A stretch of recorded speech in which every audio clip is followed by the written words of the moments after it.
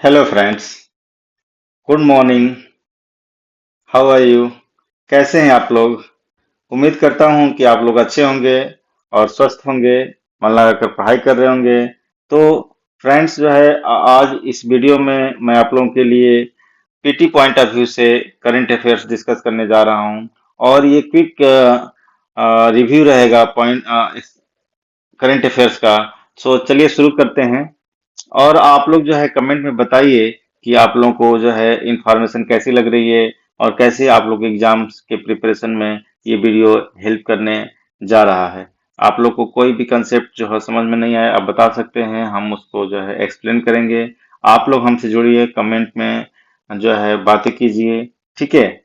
और चलिए वीडियो शुरू करते हैं। तो आपका ये पहला जो है इंफॉर्मेशन है पीआईबी से। और this topic is related to the GS2 paper government initiatives in the last 7 years.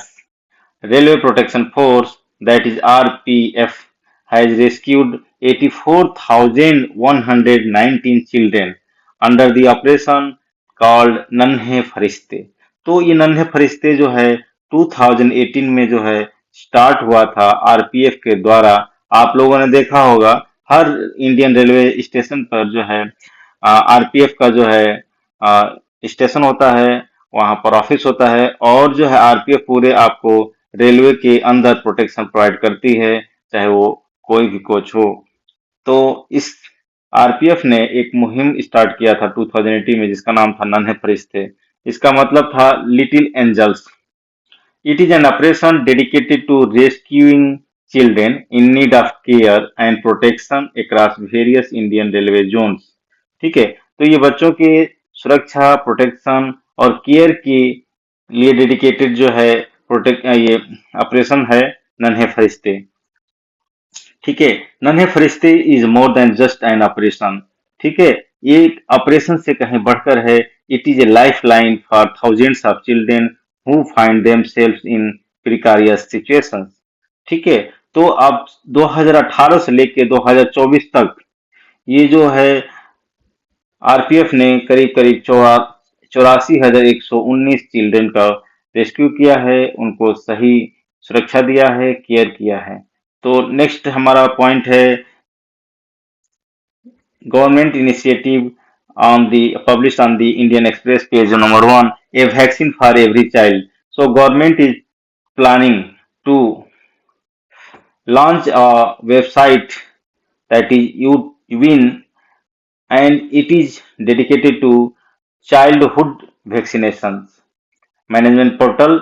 And through this we can, that means you can get the continuous vaccination data of any child from age group 0 to 5. So this UIN is the website launched by, going to be launched by the government soon in August. It is expected to be a game changer for primary health care, marking a transition from the existing vaccination cards that ASA, health worker and other healthcare workers update manually to a completely digital platform. So अब जो vaccination card जो आपका हुआ करता था, अब वो सारे रिकॉर्ड्स जो है डिजिटल प्लेटफॉर्म के रूप में दर्ज रहेंगे। आप कभी भी कहीं से भी उसको एक्सेस कर सकते हैं। So that will maintain the records of the vaccination journey of every child in the age group 0 to 5। ठीक है, so it is A part of quite digital revolution that is said to change the way maternal and child health care is delivered across the country. The UWIN is likely to be launched on August 15। आप अगस्त 15 को जानते ही हैं, हमारा जो है independence day होता है India का। और इसी दिन जो है ये शुरुआत किया जाएगा नन्हे बच्चों के, ननिहालों के हेल्थ केयर से रिलेटेड डिजिटल प्लेटफॉर्म के लॉन्च से, जिसका नाम है UWIN। So next headlines है Indian Express page number 5, that is related to GS2 paper. So article है Center plans 1.9 lakh crore fourth phase of rural road scheme. So ये जो है, आप लोग को मालूम होगा कि ये जब हमारे प्रधानमंत्री अटल बिहारी वाजपेयी थे, उनके ही शासनकाल में जो है ये प्रधानमंत्री ग्राम सड़क योजना का उद्घाटन हुआ था, लॉन्च हुआ था 2000 में। और इसका ऑब्जेक्टिव था to provide the all with the road connectivity to all eligible unconnected habitations in rural area of the country। हर गांव को, हर छोटे छोटे कस्बों को पक्के रोडों से जोड़ना, जो है ऑल विद रोड कनेक्शन से, कनेक्टिविटी से जोड़ना, ताकि हर सिटीजन को जो है सारी सुविधाएं जो है फास्ट डिलीवरी हो सके। जब ट्रांसपोर्ट अच्छा रहेगा, मतलब रोड जब अच्छा रहेगा तभी तो ट्रांसपोर्टेशन सिस्टम अच्छा रहेगा। इसको ध्यान रखते हुए हमारे जो visionary prime minister Atal Bihari Vajpayee थे, उनके टाइम पर ये जो ग्राम प्रधानमंत्री ग्राम सड़क योजना लॉन्च हुआ था। और इस लॉन्च का को सेंटर क्या करना चाहता है, plans to launch the fourth phase of its flagship rural road scheme, that is Pradhan Mantri Gram Sadak Yojana PMGSY, to connect further the 50,000 habitations having population above 20, ठीक है, to 50 in plain areas and 100 in the special category states with all road with the roads। ठीक है। तो अब तक जो भी योजनाएं, जो भी कार्य हो रहे हैं, उसमें ये नेक्स्ट जो है 50,000 हैबिटेशन को फर्दर कनेक्ट होने करने की जो है प्लान जो है फोर्थ फेज में इस योजना के तहत प्लान कर रही है, जिसके लिए 1.9 लाख करोड़ जो है असाइन किया गया है। ठीक है फ्रेंड्स। सो नेक्स्ट अब हेडलाइंस है आपका इंडियन एक्सप्रेस के जीएस वन सब्जेक्ट से related, that is geography. It is given on the page 13, that is behind heavy rain in large parts of India. तो ये देखिए, इस मानसून में जो है काफी अच्छी बारिश हो रही है, इसकी वजह क्या है, इससे रिलेटेड ये आर्टिकल है। ठीक है। तो न्यूज क्या है, at least 80% of the country last week reported wide spread rainfall with heavy to very heavy spells lasting Assam, West Bengal, Uttar Pradesh, Uttarakhand, Gujarat, coastal Maharashtra and Karnataka, Kerala and Lakshadweep. ये सारे स्टेट्स में बहुत अच्छी बारिश हुई, हैवी से लेकर के वेरी हैवी तक। ठीक है। तो इसकी वजह क्या है, ऐसा क्यों हुआ? तो there are two main factors contributors to enhance rainfall. That is, one is the continuous incoming of moisture laden strong westerly winds। तो आपको पता ही है, जब गर्मी पड़ती है हमारे समर सीजन में, तो हमारे तरफ का जो है प्रेशर लो हो जाता है because of the strong heat. तो हवा जो है कैसे बहती है, स्ट्रांग प्रेशर से लो प्रेशर की तरफ। तो साउथ से चलने वाली हवा जो अरबियन सी से होकर गुजरती है और नॉर्दर्न इंडिया की तरफ फ्लो करती है, क्योंकि नॉर्दर्न इंडिया और तिब्बतीन प्लेटू की तरफ जो लो प्रेशर होता है, तो जैसे ही वो अरब सी से होकर गुजरती है, तो वो अरब सी के मॉइस्चर को जो है क्या कर लेती है, चुरा लेती है और अपने अंदर सोख कर रखती है। That is moisture laden strong wind. समझ रहे हैं? अब ये यही वजह था कि जब अच्छी उसके अंदर मॉइस्चर होगा हवाओं के अंदर, तो बारिश भी अच्छी करेंगी। पहला फैक्टर तो ये था। The other reason is the position of the monsoon trough. ठीक है। मानसून ट्रफ का जो है position, a semi permanent low pressure area extending between Pakistan and the Bay of Bengal. तो मैंने बताया कि जो है लो प्रेशर होना बहुत जरूरी है। तो जो लो प्रेशर जो इस समय जो एक्सटेंड हुआ पाकिस्तान और बे ऑफ बंगाल के बीच में, मतलब ईस्ट वेस्ट में, तो ईस्ट वेस्ट एक्सटेंशन में, तो इससे क्या हुआ कि बहुत अच्छा जो है इसको फ्लो मिला। ठीक है, during monsoon season which usually oscillates between north and south with in the season. तो ये जो प्रेशर है, तो ये तो आपको पता ही है कि ये नॉर्थ से साउथ, साउथ से नॉर्थ, ये ऑसिलेट करता रहता है। लेकिन whenever it moves towards the south, as it has done in the present case, more rainfall can take place in the central, eastern and peninsular India। तो low pressure towards south जो move करेगा, तो low pressure होने की वजह से जो है सेंट्रल इंडिया में, ईस्टर्न इंडिया में और पेनिसुलर इंडिया में काफी अच्छी बारिश होगी। और यही जो लो प्रेशर नॉर्थ की तरफ शिफ्ट हो जाएगा, तो क्या होगा, हिमालयन फुट हिल्स में अच्छी खासी बारिश होने की संभावना बढ़ जाएगी और बारिश होगी। But the rest of India see a drop in. अब बारिश का पानी ऊपर चला गया तो नीचे कहाँ सेंटर और साउथ इंडिया में बारिश होने वाला है। तो यही वजह है कि जब साउथ की तरफ जो है लो प्रेशर थोड़ा डेवलप होगा, एक्सटेंड होगा, तो जो है अच्छी खासी बारिश जो है सेंट्रल, ईस्टर्न और पेनिनसुलर इंडिया में मिलने के चांस रहेंगे। और जब ये प्रेशर लो नॉर्थ की तरफ डेवलप हो गया, शिफ्ट हो गया, एक्सटेंड हो गया, तो जो है हमारी तरफ जो बारिश कम होगी और उधर हिमालयन फुटहिल्स में जो है ज्यादा होगी। तो उम्मीद है कि ये जो है आर्टिकल आपको समझ में आया होगा। नेक्स्ट चलते हैं headlines of the day that is publish in the Indian Express page 10 and the Hindu page 11 that is related to the GS paper 2 government schemes. So Maharashtra government to is planning to spend 5,500 crores on internship scheme giving stipend to unemployed youth। तो ये एक तरह का जो है तोहफा है unemployed youth के लिए। वो जो है इंटर्नशिप के तौर पर जो है कंटिन्यूअस 6 मंथ के लिए दे रही है, जिसका टोटल जो फंड अलॉट हुआ है 5,500 करोड़ महाराष्ट्र गवर्नमेंट ने किया है। और जो है इसका नाम दिया गया है मुख्यमंत्री युवा कार्य प्रशिक्षण योजना। मुख्यमंत्री युवा कार्य प्रशिक्षण योजना के तहत जो है हर 12th पास और ITI holder, diploma holder, degree and post graduate degree holders को जो है इंटर्नशिप प्रोग्राम के इंटर्नशिप के दौरान जो है स्कॉलरशिप मिलेगा, स्टाइपेंड मिलेगा।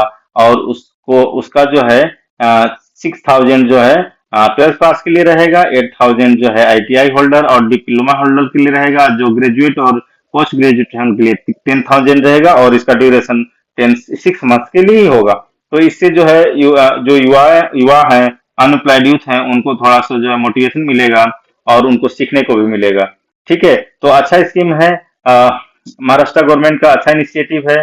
ठीक है, तो उम्मीद है कि आपको ये इन्फॉर्मेशन समझ में आ गया होगा। चलिए नेक्स्ट चलते हैं headlines of the day the Hindu GS1 society. तो ये जो पेज 8 पर जो है पब्लिश हुआ है द हिंदू न्यूज़पेपर में, जिसका टाइटल है on political representation of women explain. तो दोस्तों आपको पता ही होगा बहुत समय से जो ये चल रहा है कि वुमेन का रिजर्वेशन जो है असेंबली और पार्लियामेंट के अंदर जो है 33% होना चाहिए। तो अभी ग्लोबल लेवल पर देखते हैं कि वुमेन का क्या स्थिति है। In the recently concluded general elections in the UK a record 263 women MPs have been elected to the House of the Common. तो आप देख सकते हैं टोटल जो सीट्स है उसका 40% जो है वुमेन जो है इलेक्ट हुई हैं house of Commons in the UK. तो ये अच्छा रिप्रेजेंटेशन माना जाएगा, जो कि 263 टोटल वुमेन हो गई। तो अभी साउथ अफ्रीकन नेशनल असेंबली में भी अराउंड 45% वुमेन रिप्रेजेंटेशन है, जबकि यूएस हाउस में 29% है। तो हमारे इंडिया का क्या पोजीशन है? इंडिया में उतना अच्छा पोजीशन, अच्छा सिचुएशन नहीं है।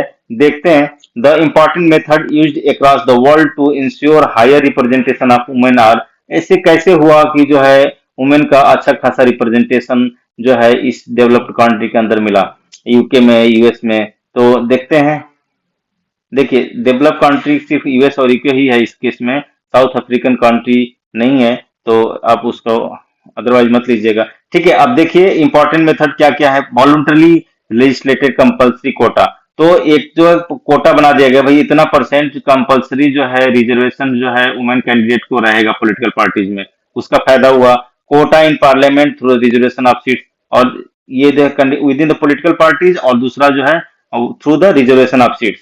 तो दो, ये एक तो वॉलंटरी हो गया और लेजिस्लेटिव कंपल्सरी कोटाज हो गया, और दूसरा जो है quota in parliament through the reservation of seats. तो दो ये सिचुएशन है जो कि मोटिवेट किया वुमेन कैंडिडेट का पार्टिसिपेशन के लिए। हमारे देश की स्थिति क्या रही देखिए। What about women representatives in the independent India? The percentage of women MPs in the Lok Sabha is very low, that is 5% and 10% till 2004।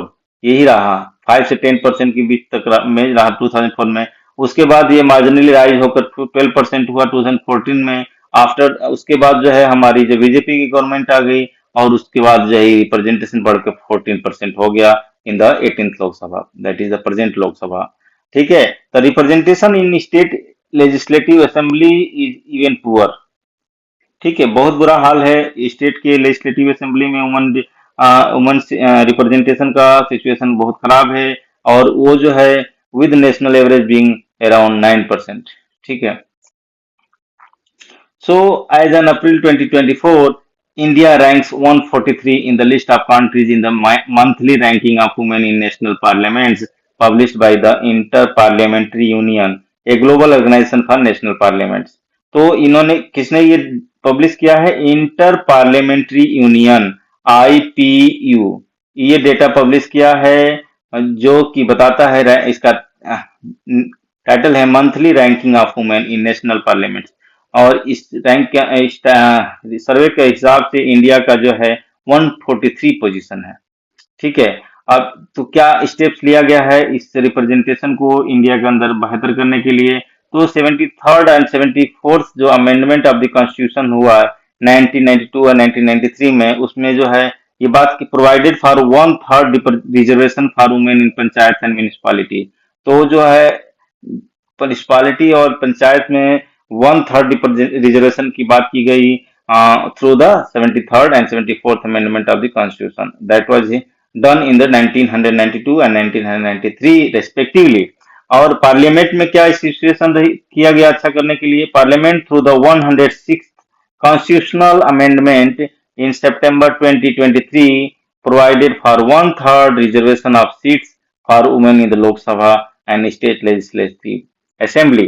तो ये जो है अभी हाल में ही 2023 में ही ये कॉन्स्टिट्यूशनल अमेंडमेंट किया गया 106, जिसमें जो है 1/3 जो है सीट जो है महिलाओं के लिए रिजर्व कर दिया गया है। ठीक है। So friends, this is thing that I wanted to discuss with you through the PT pointer. आप जो है ये पीटी के पॉइंट ऑफ व्यू से ये स्मॉल स्मॉल जो है इंफॉर्मेशन जो है बट क्रुशियल इंफॉर्मेशन जो है याद रख सकते हैं, समझ सकते हैं। उम्मीद है कि ये वीडियो आप लोग को पसंद आया होगा और ये आपका काम का सिद्ध होगा।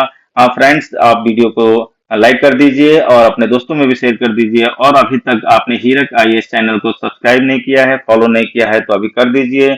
आपका जो है सपोर्ट हम लोग का जो है हौसला है। आप लोग को हमेशा जो है अच्छा देने की कोशिश कर रहे हैं। उसके लिए आप लोग हमें जो है हौसला बनाए रखने के लिए मदद कीजिए, हमें सपोर्ट कीजिए और जो है हमारे चैनल को ज्यादा से ज्यादा मात्रा में जो है फॉलो कीजिए, सब्सक्राइब कीजिए। Thank you.